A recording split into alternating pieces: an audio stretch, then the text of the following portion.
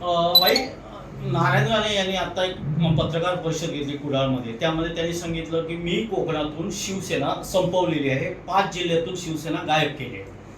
शिवसेनेला संपवणारी औलाद अद्यापही जन्माला यायची आहे. पैशाच्या मस्तीवर जरी ह्या मतदारसंघामध्ये फक्त 48,000 जर विजय मिळवला तर त्यांचे हात स्वर्गाला टेकले असं तरी समजू नये. एवढं होतं तर नरेंद्र मोदी साहेबांनी ओळखले ह्यांची नेमकी अवकात काय आहे ते, म्हणून मंत्रिमंडळामध्ये स्थान पण दिलेलं नाही. त्यामुळे शिवसेना संपवण्याची भाषा करणाऱ्यांनाच राजकारणातून संपवण्याची ताकद शिवसैनिकांमध्ये आहे. आडवे आले तर पाय देऊन पुढे जाऊ असं उद्धव ठाकरेंनी एक वक्तव्य केलं होतं. त्यावर बोलताना नारायण राणे म्हणतात मी तर त्यांचा पायच बाजूला केला. बकवासगिरीला फार आम्ही किंमत देत नाही आहे. अगदी 2005 सालचं जे भाषण ते 2024ला चालू आहे. त्यामुळे फार काय आम्ही त्यांच्या वक्तव्याची गांभीर्याने दखल घेत नाही.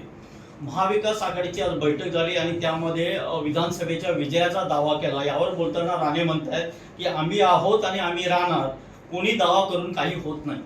महाराष्ट्रामध्ये काय अवस्था झालेली आहे शिवसेना भाजपा आणि त्यांच्या युतीची, ती त्यांनी एकदा पाहावी.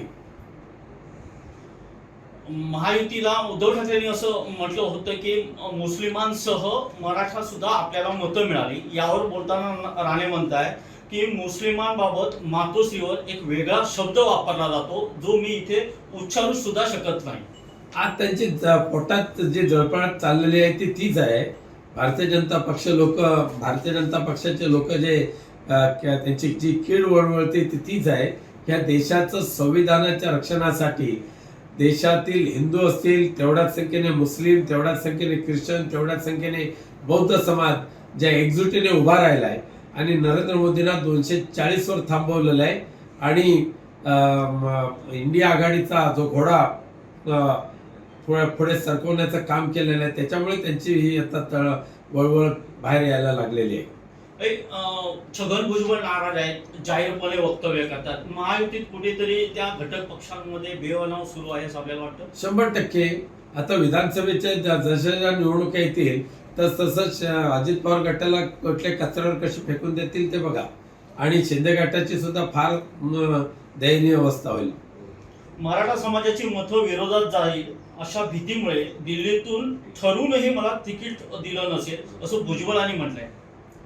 मला फार त्यांच्यावर काय भाष्य करायचं नाही. एबीपी माझा, उघडा डोळे बघा नीट.